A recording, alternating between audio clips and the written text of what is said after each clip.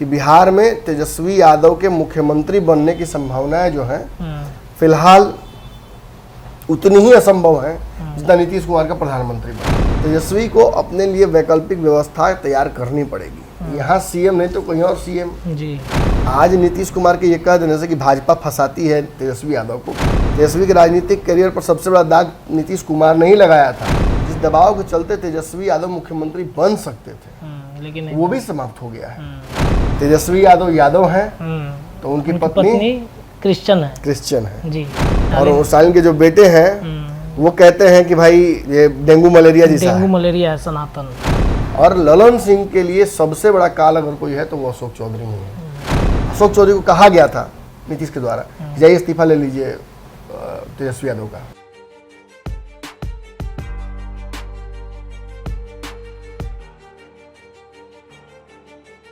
नमस्कार, पंचनामा देख रहे हैं आप, जहां पे हम करते हैं खबरों की चीड़फाड़।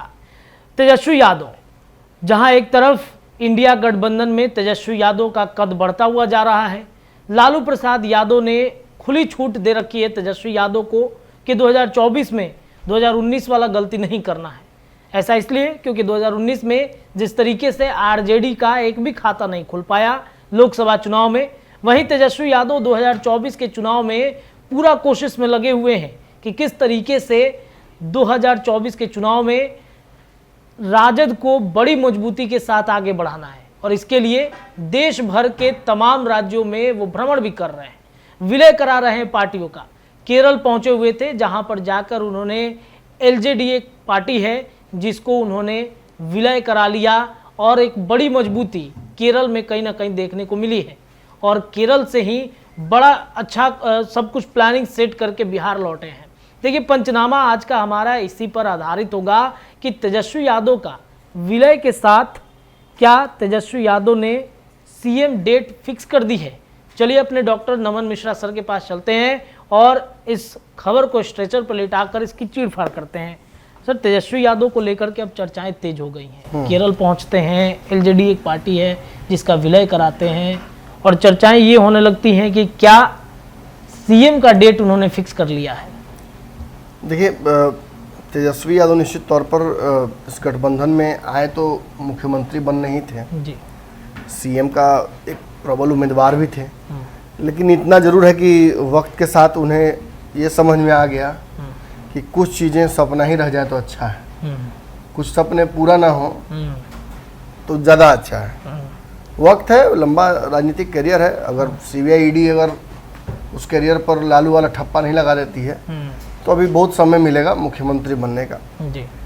नीतीश पर दबाव डालने का मतलब क्या होता है वो तो भाजपा समझती है और वो राजनीति के क्या जो दूसरे की गलतियों से ना सीखे जी। अगर भाजपा पर दबाव नीतीश कुमार पर डाला जाएगा तो नीतीश क्या करेंगे वो भी आप जानते हैं अच्छे से जी जी जी। खासतौर पर तेजस्वी यादव को तो इस बात का जरूर इल्म होगा कि क्या नीतीश कर सकते हैं, क्योंकि 17 में तो वही दवाई उनको मिली हुई थी जी। अब बात रही बिहार के इस गठबंधन की, तो बिहार का ये गठबंधन तब तक चलता रहेगा जब तक तेजस्वी चाहेंगे। ये नहीं मैं कह रहा हूँ नीतीश चाहेंगे, तेजस्वी चाहेंगे तो तेजस्वी दबाव डाल के देख ले क्या होगा। दबाव डालना भी उन्होंने कई जगहों पर था, जैसे बहुत लोगों को याद नहीं होगा या समझ में नहीं आएगा, उस वक्त मैंने समझाने की कोशिश वाला की थी। शराबबंदी हटाने को लेकर तेजस्वी यादव ने दबाव डाला था नीतीश कुमार पर, इसके बाद सरकार पलटने की पूरी संभावना बन गई थी और उसके बाद से दोबारा उन्होंने इस पर चर्चा फिर नहीं की। तेजस्वी यादव का शराबबंदी हटाने के पीछे दो कारण था। एक बहुत बड़ा लीकर डील उनके माध्यम से होने वाला था और दूसरा ये कयास लगाए जाते हैं, और दूसरा एक बड़ा ये लगता है कि उससे एक रोजगार का एक बड़ा माध्यम बन सकता है, सरकार को रेवेन्यू भी मिलेगा। कई डिपार्टमेंट्स में पैसे नहीं है कर्मचारियों को देने के जी। तो उसका भी फायदा सरकार को हो सकता है। एक बड़ा रेवेन्यू सरकार का लॉस तो हो ही रहा है। लेकिन नीतीश कुमार जब कह दिया नो तो तेजस्वी समझ गए कि नो मतलब नो ही होता है। अगर इसको यस कराने की कोशिश करेंगे तो फिर भाजपा वापस सरकार में आ जाएगी। तो इन चीज़ों को देखते हुए कहीं ना कहीं ये जरूर हुआ कि नीतीश कुमार ये बात अच्छे से जानते हैं कि वर्तमान परिदृश्य में उनको भाजपा के साथ जाने में भी कोई बहुत बड़ा फायदा नहीं होने वाला नहीं है। भाजपा भी अपने शर्तों पर उनको रखेगी। तो ऐसे में दबा हुआ तेजस्वी यादव सबसे बेस्ट है। उनके विधायकों पर दबाव, उनके सांसदों पर दबाव, उनके सांसद तो ये नहीं है, उनके मंत्रियों पर दबाव, मंत्रियों के विभागों को लेकर जो नीतीश कुमार का दबाव हुआ आप जानते करते हैं। जी जी जी। कौन कौन से मंत्री रडार पर हैं वो भी आप जानते हैं। बिल्कुल बिल्कुल। वर्चुअली नीतीश कुमार ही चला रहे हैं उस मंत्रालय को, लेकिन उसमें मंत्रियों को बस केवल टोकन के तौर पर रखा गया है। फिर भी तेजस्वी यादव को कोई फर्क नहीं पड़ता है। आनंद मोहन प्रकरण देख लीजिए, आनंद मोहन उनका परिवार सहित जदयू में जाने जा रहा है, पूरी तैयारी इसकी हो गई है और उस पर कुछ नहीं कर सकते हैं तेजस्वी यादव। आपके कुढ़नी वाली सीट आपको याद होगी, बिल्कुल वो सीट राजद की सीट थी, ले लिया नीतीश कुमार ने, कोई फर्क पड़ा क्या? जदयू कैंडिडेट को उतार दिया वहां पर मैदान में, और हराने वाले भी जदयू के लोग ही थे। बिल्कुल बिल्कुल। और इसके बावजूद भी मैंने किसी तरीके से मैंने कहा जा सकता है कि तेजस्वी यादव सरकार बचा के चल रहे हैं, लेकिन इससे काम नहीं चलेगा। तेजस्वी को अपने लिए वैकल्पिक व्यवस्था तैयार करनी पड़ेगी। यहाँ सीएम नहीं तो कहीं और सीएम जी। अब ये केरल में कैसे सीएम? जी। केरल में भी सीएम है, सीएम है जी बिल्कुल। केरल में एक अच्छी खासी जनसंख्या है सीएम की, और उस सीएम जनसंख्या को तेजस्वी यादव भुनाने की कोशिश कर सकते हैं। देखिए गए वहां पर, और जिस पार्टी का उन्होंने मर्जर कराया है वो पार्टी को ऐसा नहीं कि खोखा पार्टी थी, सांसद और विधायक दोनों थे उस पार्टी जी जी जी, और वो पार्टी सरकार का हिस्सा है। तो ऐसी स्थिति में यदि एलजेडी जिसका विलय कराया है तेजस्वी यादव ने, तो कोई रणनीति जरूर उनके हाथ में होगी, कुछ वो पार्टी भी सोच कर ही चल रही होगी। देखिए मैं आपको पहले बताता हूँ कि केरल की राजनीति दरअसल शुरू कैसे होती है और कैसे खत्म होती है, उसके बाद मैं बताता हूँ आपको। देखिए केरल में 1982 से ही यूडीएफ और एलडीएफ जो दो गठबंधनों का दौर रहा है जी। इसमें इसी के इर्द सरकार बनती और बिगड़ती रही है। 19 में जब कांग्रेस समर्थित जो गठबंधन यूडीएफ है वो जब सत्ता में आई थी तो 19 सीटें जीत कर आई थी 20 में से। तो आप अंदाजा लगा लीजिए कि मैंने जब प्रचंड बहुमत के साथ मोदी जी वापस आए, उसमें भी केरल में क्या हुआ, 20 में से 19 सीटें कांग्रेस वाले इस यूडीएफ ने जीती थी। यहाँ ईसाइयों की आबादी 18.38% है और मुस्लिम आबादी 26.56%। इन दो अल्पसंख्यकों का रुझान लगभग मैंने इस कांग्रेस गठबंधन की तरफ ही रहता है। और इसके अलावा जो 55% हिंदू वोट है उसको जातियों में डिवाइड करके अलग अलग जातियों के आधार पर अलग अलग पार्टियां हैं उनमें डिवाइड होता है और फिर वो एलडीएफ और यूडीएफ में चली जाती हैं। अब उस आधार पर समझिए कि आखिर क्या है। मैंने आपको कहा कि 19% माफ कीजिएगा 18.38 19% के आसपास इसमें ईसाई हैं। ईसाई माने क्रिश्चियन, और जो मुस्लिम की आबादी है वो 26.56 या 27% है। तो 27% मुस्लिम, यानी क्रिश्चियन और मुस्लिम मिलाकर यहाँ की जनसंख्या जो है वो 45 के आसपास होती है, 45%। तो 45% क्रिश्चियन और मुस्लिम यानी 45% सीएम है। क्रिश्चियन मुस्लिम सीएम, जैसे मुस्लिम और यादव एमवाई। तो सीएम जो पॉलिटिक्स है तेजस्वी यादव की दरअसल शुरू यहीं से होती है। अब आप इसमें एक मेन चीज जान लीजिए जो कि मैंने आपको समझना चाहिए था अब तक। तेजस्वी यादव हैं तो उनकी पत्नी क्रिश्चियन है जी। अब ये जो क्रिश्चियन जनसंख्या है, जैसे कि स्टालिन उनकी माँ सनातन को मानती हैं जी, और स्टालिन के जो बेटे हैं वो कहते हैं कि भाई ये डेंगू मलेरिया है सनातन। तो आप समझ लीजिए कि कितना आसान है राजनीति को घर में ही तोड़कर समझ लेना। माँ की आस्था का भी सम्मान करना है, उनको नहीं कन्वर्ट करना है। वो दान कर रही है सोना चांदी अपना, कोई दिक्कत नहीं मंदिर में। बेटा पाप कर रहा है तो उस पाप का कहीं प्रायश्चित होना चाहिए ना, तो वो हो रहा है। लेकिन तेजस्वी यादव की राजनीति भी कहीं ना कहीं समझ लीजिए कि लालू यादव की राजनीति से सीखेंगे ना जी। वो पत्नी को आगे करके राजनीति की है तो ये नहीं करेंगे, ये भी करेंगे। और एक बड़ा क्रिश्चियन समुदाय जो साउथ में है अलग अलग जगहों पर, आप देखिए कि केसीआर से, आप देखिए कि स्टालिन से, आप देखिए कि साउथ के जो और अन्य दल हैं उनसे कितना बढ़िया पटता है इनका, राहुल गांधी से कितना बढ़िया पटता है जी।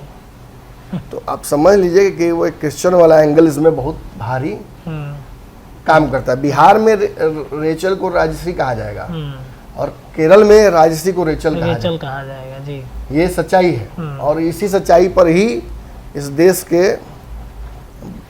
अब हम जनता को तो नहीं कुछ बोल सकते हैं, लेकिन मेरे मन में क्या था समझ लीजिए, नचाया जाएगा बंदरों को। तो ये माना जाए कि तेजस्वी यादव बिहार से अगर उनका कुछ नहीं हो सकता है, केरल में भजाएंगे। कह नहीं, केरल में उनकी पत्नी मुख्यमंत्री बन सकती है महाराज। इस आधार पर तो एक राज्यसभा सीट केरल की, जिसको लेकर भाजपा हंगामा कर रही है कि डील करने गए थे। अब अगर मान लीजिए राज्यसभा भेज दिया जाता है उनकी दीदी मीसा की जगह पर रेचल को, या रेचल को अगर कोई ऐसी व्यवस्था करके राजनीति में लाया जाता है तो आगे चल के संभावनाएं तो प्रबल हैं। केरल जैसा राज्य, अगर केरल में तो राहुल गांधी प्रधान मुख्यमंत्री बनने जा नहीं रहे हैं, उनके परिवार से कोई जा नहीं रहा है। अगर तेजस्वी यादव कह दें कि भाई इस गठबंधन में हम भी हैं, अब तो डायरेक्ट हो गए गठबंधन में। बिल्कुल बिल्कुल। अब तो आरजेडी के साथ गठबंधन हो गया आपका।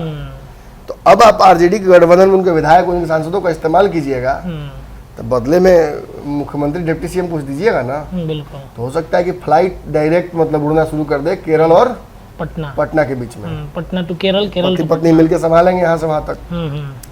जो भी हो, देखिए सबके भाग्य में होता है, माथा पर लिखा होगा तब न होगा। 3 बार तेजस्वी यादव मुख्यमंत्री बनते बनते रह गए, तो हो सकता है पत्नियों को लिखा हो पहले इनसे। अब क्या होगा वो तो आने वाले वक्त में समझ में आएगा, लेकिन इतना जान लीजिए कि बिहार में तेजस्वी यादव के मुख्यमंत्री बनने की संभावनाएं जो हैं फिलहाल उतनी ही असंभव है जितना नीतीश कुमार का प्रधानमंत्री बनना। इससे एक और चीज़ देखा जा सकता है कि जो मुस्लिमों को लेकर के चर्चाएं चल रही हैं, तो ये भी चर्चा चल रही है कि नीतीश कुमार किसी मुस्लिम को सौंप देंगे, लेकिन तेजस्वी को नहीं सौंप सकते हैं। मुस्लिम को बढ़िया आसानी से सौंप सकते हैं। आखिर जदयू में इतना उठापटक क्यों हो रहा है? ललन सिंह कभी लालू दरबार में, कभी नीतीश दरबार में, कभी लालू दरबार में, कभी नीतीश दरबार में क्यों करना पड़ रहा है? दरअसल ललन सिंह को भी समझ में आ गया है कि उनकी जो अवधि है वो धीरे धीरे सब समाप्त हो रही है। नीतीश कुमार का फैसला सर्वमान्य होगा। अगर नीतीश कोई फैसला कर देते हैं तो आरसीपी क्या कर लिए, कोई और ही क्या कर लिया, ललन सिंह ही क्या कर लेंगे, ये सबको पता है। बैठकों का दौर खूब चल रहा है, पार्टी में छोटे छोटे गुट बने हुए हैं, अध्यक्ष से किसी का नहीं पट रहा है, जो 2-4 लोग का पट रहा है वो भी डर के मारे अपना पटा रहे हैं। अब सबको पता चल रहा है कि एक शिफ्ट हो रहा है फेज। अशोक चौधरी वाला जो गुट है वो धीरे धीरे एक्टिव हो रहा है, उसके पीछे नीतीश कुमार का हाथ बताया जा रहा है, खुद वो दावा कर रहे हैं कि नीतीश हमारे साथ है। तो आप समझिए कि आने वाले वक्त में धीरे धीरे जो एक दबाव ललन सिंह का था इस पार्टी पे, जिस दबाव के चलते तेजस्वी यादव मुख्यमंत्री बन सकते थे, लेकिन वो भी समाप्त हो गया है। अब अशोक चौधरी तो तेजस्वी के व्यक्ति नहीं ना हो सकते हैं। अशोक चौधरी और तेजस्वी में नहीं पड़ता है, वो तो विधान परिषद में, बहुत पहले विधान परिषद में देखने को मिला था जब राबड़ी देवी और अशोक चौधरी के बीच में काफी गहमा गहमी हुई थी। बिल्कुल। तो और बहुत तरह के रूमर्स अशोक चौधरी को लेकर राजद फैलाती रही है, और यहाँ तक कि अनपढ़ गंवार क्या क्या कह दिया था मुझे याद है अशोक चौधरी ने। तो ये बहुत सुधरने वाला रिश्ता नहीं है। आज नीतीश कुमार के ये कह देने से कि भाजपा फंसाती है तेजस्वी यादव को, ये सच्चाई नहीं होगा। जदयू ही ने ही फंसाया है तेजस्वी यादव को। तेजस्वी के राजनीतिक करियर पर सबसे बड़ा दाग नीतीश कुमार ने ही लगाया था, जब 17 में ये कह दिया कि भ्रष्टाचारी और सरकार तो गिरा दी। वो सबको याद रहेगा, वो इतिहास में लिखा जाएगा कि तेजस्वी के भ्रष्टाचार से उब कर नीतीश कुमार ने सरकार गिराई। क्या लिखेगा? नीतीश कुमार को सुध के उठे बोले नहीं यार आज इनके साथ नहीं रहेंगे, कल से भाजपा के साथ रहते हैं। ऐसा तो नहीं हुआ था। 4 दिन का अल्टीमेटम 5 दिन का दिया था। अशोक चौधरी उस समय कांग्रेस में थे, अशोक चौधरी ने सरकार बचाने की थोड़ी भी चेष्टा नहीं की। अशोक चौधरी को कहा गया था नीतीश के द्वारा जाइए इस्तीफा ले लीजिए तेजस्वी यादव का, अशोक चौधरी ने पहल तक नहीं की, बात तक नहीं की तेजस्वी यादव से। मतलब कहीं ना कहीं चाहते थे अशोक चौधरी, और वही बात मैं कल भी आपको बोल रहा था कि अशोक चौधरी भाजपा माइंडेड है, कांग्रेस से उनका दाना पानी उठ चुका है, उनको कांग्रेसी देखना नहीं चाहते हैं। नीतीश कुमार ने स्वागत के लिए जो टीम तैयार की थी पटना वाले कार्यक्रम के लिए, राहुल गांधी इंडिया गठबंधन के, उसमें राहुल गांधी को बुलाने चले गए थे, लेने चले गए थे एयरपोर्ट। उनको कांग्रेस सटने नहीं दिया राहुल गांधी में, राहुल गांधी में मुंह फेर लिए। तुम ही ना हो जी, पार्टी तोड़ने की चेष्टा कर रहे थे ना, नीतीश के पार्टी में गए हो ना, कितना दिन अध्यक्ष तुमको बनाए। असल राजनीतिक जो कहा जाता है नमक के साथ गद्दारी, वो तो हुआ ही है। अशोक चौधरी कितने दिन तक रखा राहुल गांधी ने, एक दलित नेता को पीछे से उठाकर सामने लाया, उसे आवाज दी, ताकत दी, इतना विरोध हुआ अशोक चौधरी का, फिर भी राहुल गांधी उनको बनाए रखे। फिर क्या हुआ अंततः? पार्टी को एकदम बेइज्जत होना पड़ा। जी। अशोक चौधरी रो रो कर नखड़ा किए। हर स्वांग जानता है आदमी, त्रिया चरित्र कहा जाता है, निपुण है उसमें। अब आज नीतीश कुमार को देखिए, कभी कभी बाल सहलाना, कभी हाथ सहलाना, कभी गले लगना, ये सब कुछ क्या है? इनकी पार्टी के लोग पूछते हैं महाराज, हमसे पूछते हैं, हम क्या बताएं? मैं तो खुद अचंभित हूँ। तो ये कौन सा वशीकरण है? मुझसे पूछते हैं उनके पार्टी के एमएलसी, सांसद, नमन जी आप ही बताइए, आपका भी कुछ समय बीता है चौधरी जी के साथ। तो हमारी कंपनी तो थोड़ा सा काम किया था, उतना क्या हम जानने गए। लेकिन हाँ, ये बात जरूर है कि अशोक चौधरी कुछ तो अलग कर रहे हैं जो नीतीश कुमार को बहुत प्रभावित कर रहा है। और ललन सिंह के लिए सबसे बड़ा काल अगर कोई है तो वो अशोक चौधरी ही है। तो यहाँ तो संभावना तेजस्वी यादव की समाप्त हो गई है। तो अब कहीं ना कहीं वो कहीं ना कहीं और रास्ता खोजेंगे। प्लस पार्टी को भी राष्ट्रीय पार्टी बनानी है। लालू यादव अगर दिल्ली के तख्त किला पर अगर पहुंचाना है इंडिया गठबंधन को और वहाँ का फल का उपभोग करना है, तो आपके पाचन क्रिया को भी उतना मजबूत करना होगा आपको ना।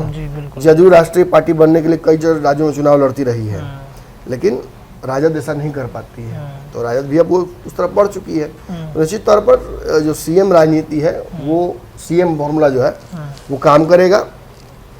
अब एलजीडी डायरेक्ट डील नहीं करेगी तो आरजेडी डील करेगी। जी। सांसद विधायक भी बढ़ गए इनके अब। और आने वाले समय में रेचल के साथ क्या होता है, क्या रोल उनको दिया जाता है, वो भी देखना इंटरेस्टिंग होगा। निश्चित तौर पर एक मजेदार राजनीति आगे इंतजार कर रही है। चलिए, तो सीएम के लिए तेजस्वी यादव ने एक बड़ा स्क्रिप्ट तैयार कर लिया और बिहार में नहीं, केरल जाकर उन्होंने इस स्क्रिप्ट पर कहानी जो है वो लिखनी शुरू कर दी है। क्या कुछ होता है आगामी दिनों में, इस पर चर्चा करेंगे। फिलहाल पंचनामा में इतना ही। जुड़े रहिए हमारे चैनल के साथ। बहुत बहुत धन्यवाद।